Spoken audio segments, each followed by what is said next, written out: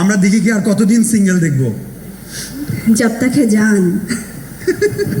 ও আচ্ছা, আমরা সাধারণত জিজ্ঞেস করি যে বিয়ে কবে, উত্তর কি হবে? জানি না। গায়ে হলুদের পরে।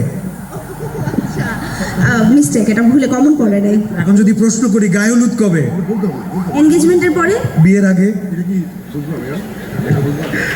Anyway, thank you. আপনারা নিজেদের জন্য একটা জোরে করতালি দেন। আসলে তালিটা ছিল দিঘির জন্য। Thank you. দিঘি, কেমন লাগছে এখানে এসে? প্রথমত যারা যারা এখানে আমার গুণীজনরা আছেন, আমার বড়রা আছেন, তাদের সবাইকে সালাম। এবং আমার ছোট আছে বলে কিনা আমি জানি না, তারপরে সবার জন্য অনেক আদর। প্রথমত এফডিসি আমার ঘর, আমার নিজের বাড়ি। এখানে আসা মানে একটা অন্যরকম অনুভূতি। বাসায় গেলে যেমন রিল্যাক্স লাগে, আনন্দ লাগে, ভালো লাগে, এফডিসিতে আসলেও ঠিক তেমনই লাগে। মনে হয় নিজের ঘরে আছি, বাড়িতে আছি। প্রত্যেকটা স্পট পরিচিত, প্রত্যেকটা স্পটে কাজ করেছি।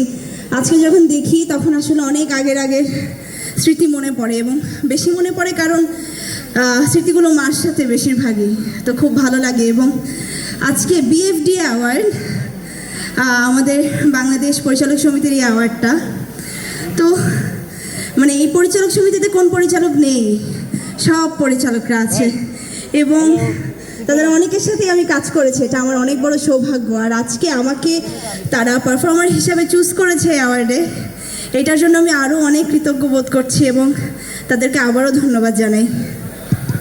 আমরা জানি দিঘি অনেক ভালো নাচে, কিন্তু ভালো কি নাচাস? এটা যারা নেচেছে তারা বলতে পারবে আমার মনে হয়। দিঘি বলছিল যে এটাই ওর ঘর, এটাই ওর বাড়ি, কিন্তু ঠিকই নিজের বাসায় গিয়ে ঘুমায়। এনিওয়ে, আমরা দিঘি কি আর কতদিন সিঙ্গেল দেখব? जब तक है जान।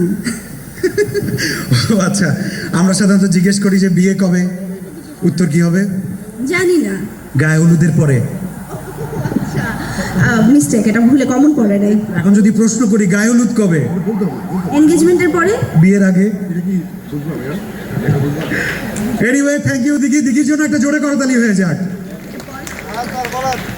কিন্তু তোমার কাজ কি এরকম মাঝখানে ঢুকে যাওয়া না? না, ভাবছি যে